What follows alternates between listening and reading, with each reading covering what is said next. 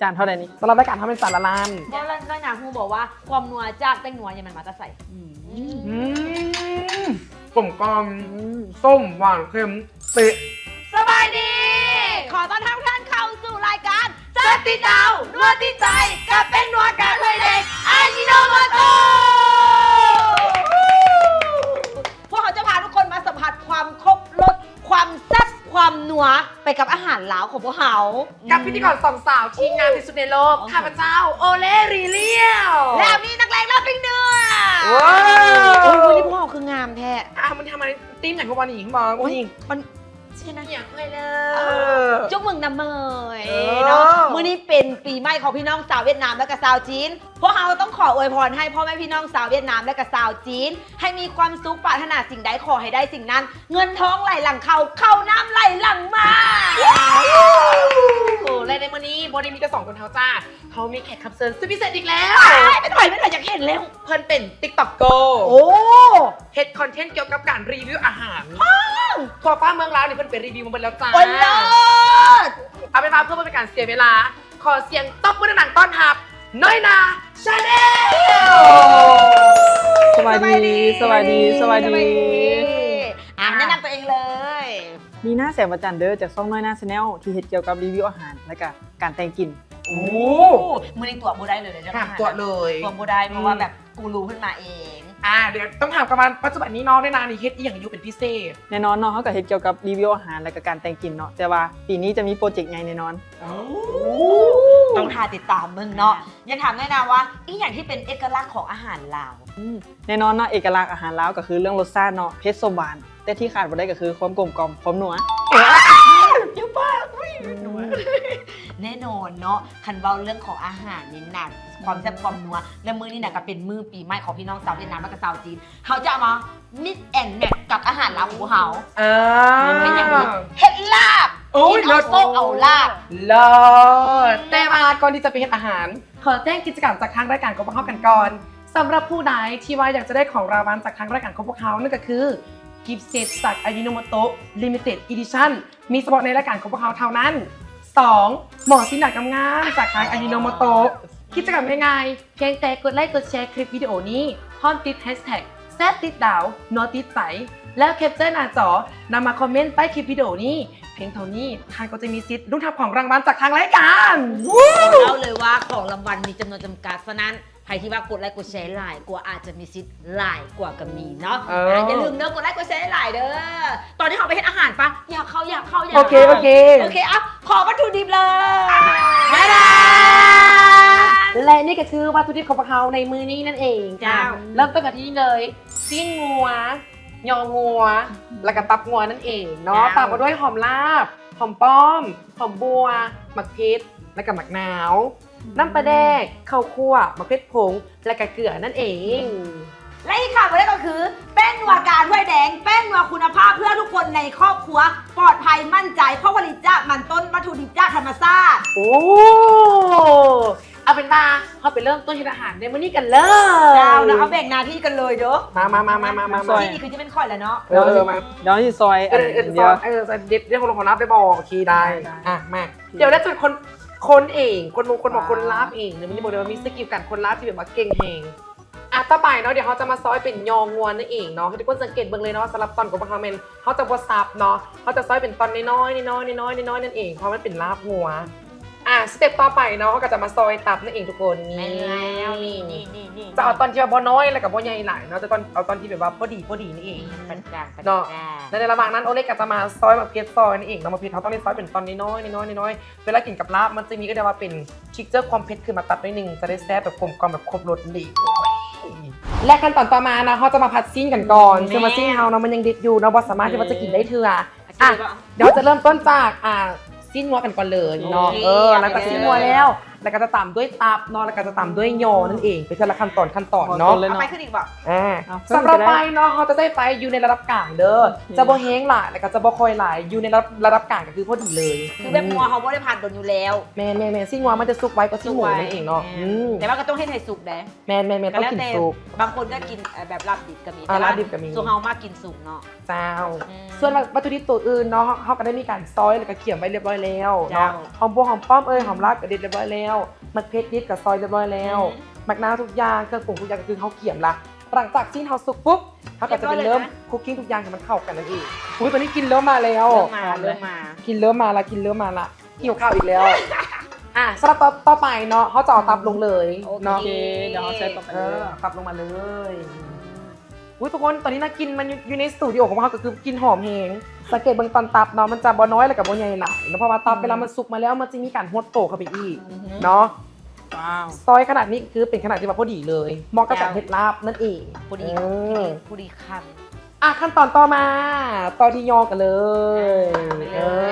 สุดท้าย เนาะ แล้ว ไปเทละสเต็ปนั่นเองนะทุกคนเนาะใจเย็นๆนะเวลาเฮ็ดลาบเนาะ เดี๋ยวเย็นๆคือน้ำลวกไก่ ว้าว นี่บอสังเกตได้เลยเนาะว่าสีของตักก็คือจะสุกไวนิดนึงเนาะสำหรับตับอุ้ยแต่ว่ากินหอม หอมแห้ง บอซื้อแต่ตอนเฮาซอยนะคือว่าน้อยๆเนาะบัดเอามารวมกันได้หลายได้นี่นะ เม ได้หลาย จานเท่าไหร่นี้ โอ้คันจานซ้ำนี่บน2-3คุณนะ การจ้ะสำหรับรายการทำเป็นจานละล้าน เจ้า จานละละ ตอนนี้ตามชิโอเล่เบิ่งแล้วเนาะสีสันมันเริ่มได้ละเริ่มสุกพอดีแล้วเดี๋ยวเอาเป็นว่าต่อไปเนาะเขาจะไปเริ่มคุกกิ้งเดี๋ยวมารวมส่วนผสมทุกอย่างเข้ากันให้มันออกมาเป็นลาบที่แซ่บที่สุดในมื้อนี้กันเลย โอเคไปกันเลย หลังจากที่ชิ้นของเราซุปเป็นที่เรียบร้อยแล้วเนาะขั้นตอนต่อมาเขาจะเอิ้นว่านำส่วนผสมทั้งเบิร์ดเนาะมารวมเส้นกันนั่นเอง เจ้าเริ่มเลย มาเดี๋ยวเราจะเริ่มต้นทีเกลือเนาะซึ่งว่าเกลือนี่จะใส่แบบเพียงแต่น้อยหนึ่งเนาะ1 มือพอโอเคประมาณนี้เลยโอเคแล้วก็ตามด้วยนี่เลยหมักเพชรผงสำหรับหมักเพชรผงตัวนี้เนาะผู้ใดหมักเพชรหลายก็ใส่หลายๆได้เลยเนาะแต่เขาก็ใส่เพียงแต่1 บวกของนั้นเนาะประมาณ มันจะมีเผ็ดอันนี้อยู่ ประมาณนี้เลยโอเคแล้วก็ตามมาด้วย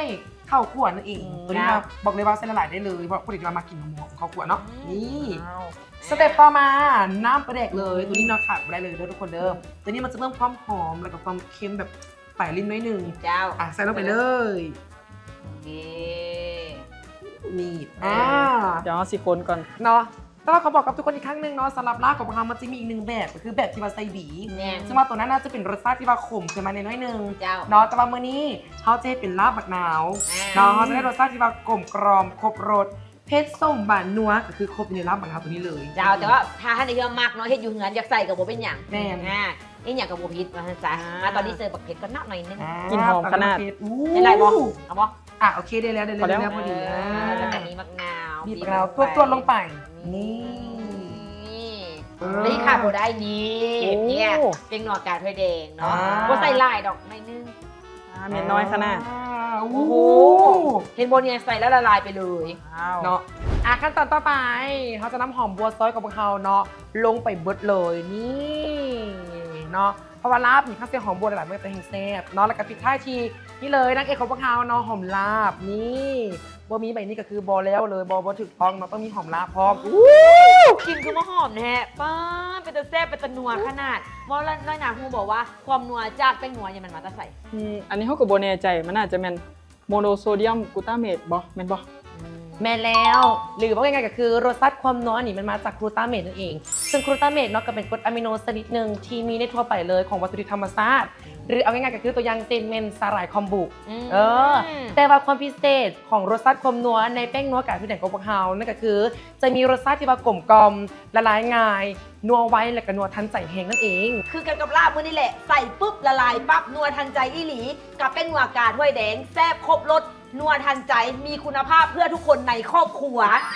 นะคะที่ว่าเขากำลังคนอยู่นั้นเดี๋ยวถามไม่นานเลยเนาะว่าเขามีเมนูเราเมนูไหนเดย์ที่ว่าเขามากินตอนยังน้อย หรือว่าเป็นเมนูในความทรงจำของเขานั่นเอง เมนูที่แบบว่าเป็นความทรงจำในวัยเด็กเนาะนั่นก็คือลาบเป็ด โอ้ เพราะว่ารู้สึกว่ามันเป็นเมนูที่คนในครอบครัวมาซอยกันเฮ็ดนะ มันแบบแซ่บหลายกว่ารสชาติก็คือการที่ครอบครัวเขามาอยู่นำกันพร้อมหน้ากันประมาณนี้ เป็นเมนูที่แสดงถึงความอบอุ่นเนาะแล้วก็ที่น้องป้องปายหรือว่าบ้านใดเนาะจะมีงานหรือว่าจัดงานอย่างกระยาเนาะทุกคนก็คือจะมาปุ้มนุ้มกันเนาะเพื่อเห็นเมนูลาบนี่ขึ้นมาแล้วก็กินพร้อมกันเพื่อเอาโซกเอาลาบนั่นเอง นี่เนาะคือกับมื้อนี้ฮันเละมื้อสั่นวันดีมื้อสี่วันซอบมื้อประกอบวันงามก็ต้องกินลาบเพื่อเอาโซกเอาใส่กันแน่ ข้าวตอนนี้รู้สึกว่าได้ละส่วนผสมทุกอย่างมันเริ่มได้ละนะเขาไปเริ่มจัดจานแล้วก็มาลองชิมกันเลย